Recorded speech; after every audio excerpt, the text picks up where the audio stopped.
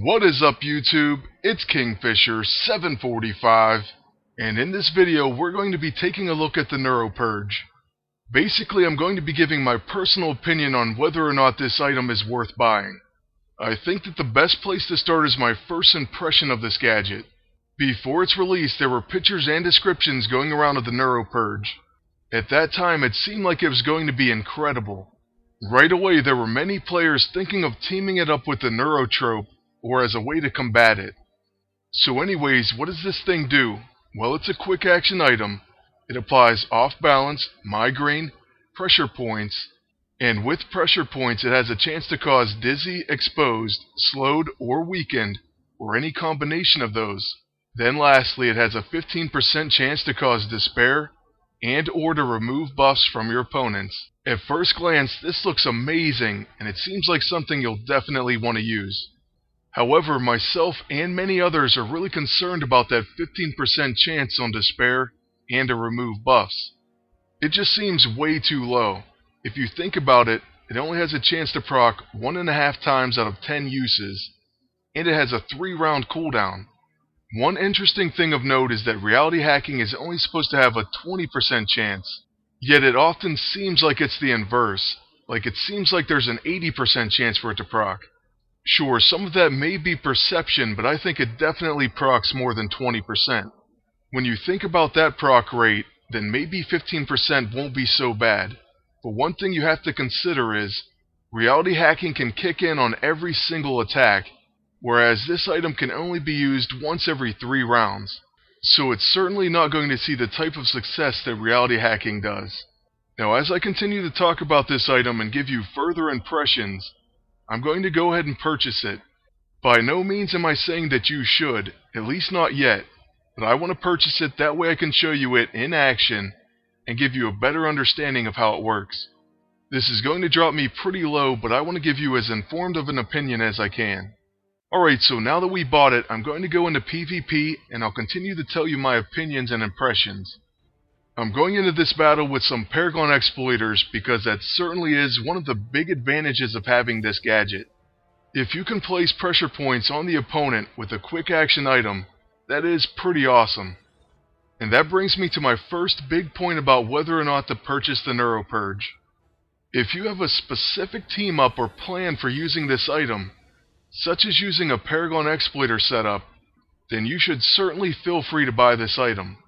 It will certainly do the job and help out with all those Paragon exploiter heroes.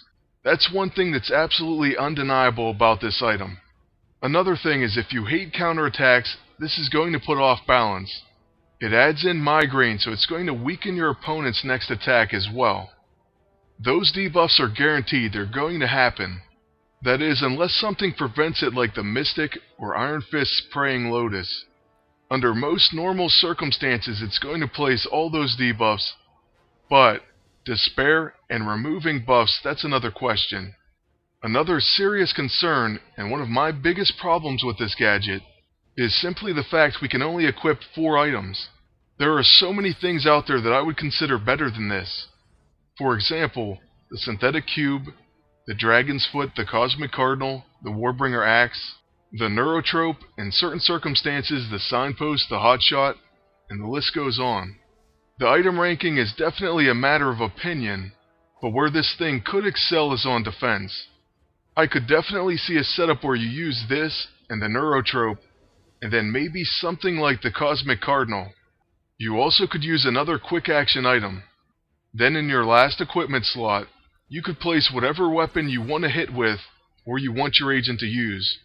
So say you want a big damage item like the Grim Mace, or something awesome like the Hand of Apocalypse. Well, you can place that in the last slot, and you give the AI no other choice. The same thing goes with the Synthetic Cube. If you want your agent just to use the cube every turn, or every round I should say, by placing it with these 2 quick action items, the Neurotrope and the Neuropurge, and then an item that you cannot activate manually like the Cosmic Cardinal, or even the Gaunt Caress, then you're forcing the AI's hand, and they're going to have to use that 4th item. By the way, you just saw one of the big weaknesses of the Neuropurge. It's something I didn't even think about. Rescue ended up protecting against it. I have to say that's a pretty big knock against it. I really hate the fact that it can be protected. In fact, that kind of gives me some pause and regret in buying it. Alright, so that can be a pretty serious problem, but at the same time, there aren't that many AoE protectors. Still, I think that they should upgrade it so that it can't be protected against at all. Now, after noting that particular letdown, I will say one of the most positive things about this item. It's a gadget, and it is a quick action, and it doesn't do any offensive damage. So what this means is, for those of you who aren't level 300, this will be just as effective at level 300 as it is right now. It doesn't matter if you're a level 200 or a level 50. You will never have to reforge this item. This is one of the reasons why if you're not a level 300, but you do plan on leveling up, your best bet as far as items to buy are going to be gadgets. Those shiny new weapons are going to need to be reforged badly.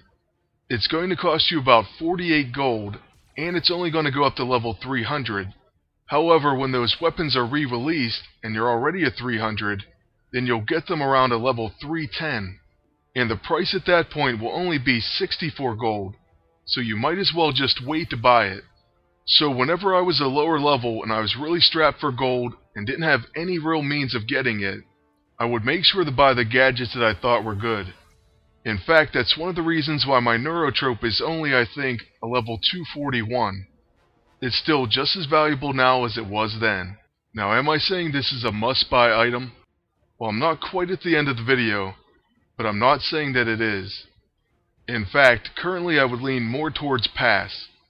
Now, just remember, this is just my personal opinion, and I'm willing to bet that there are those of you out there who think this is the greatest thing ever, and you're going to say, well, I use this team up and it's absolutely incredible. Well, I completely believe you, and that's why earlier in this video I said, if you do have a setup in mind, then you should probably get this item. If you're at that point, you have a plan, you know what you want, and you know what this item brings to your setup. As far as I'm concerned, for me, there's plenty of better items to choose from. Now, I have to admit, I will try to construct teams around this item, and I already have a few in mind, mainly because after I spend gold on something, I want to try to get my value out of it. I'm possibly more intrigued with trying this thing on defense and doing what I said earlier, but we'll have to see how that goes.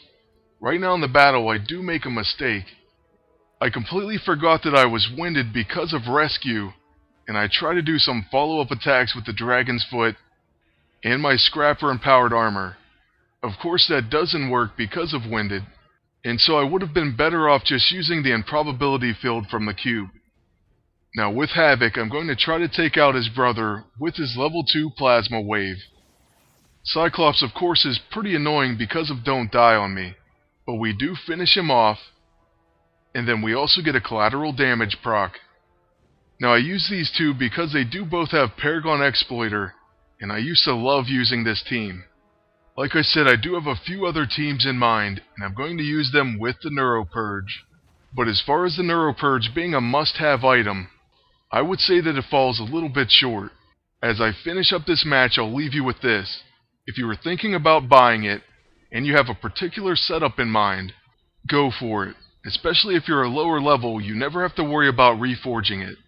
If you are on the fence and you don't really have a lot of gold, plus you have a lot of other really amazing item options, then I'd say go ahead and pass. And that's going to be our look at the Neuropurge and some of my impressions on it. I really hope I helped you make up your mind, or at least you enjoyed the video. Lastly, I want to thank you all for watching, and ask you to please like, comment, and subscribe. And until next time, good luck, and take care.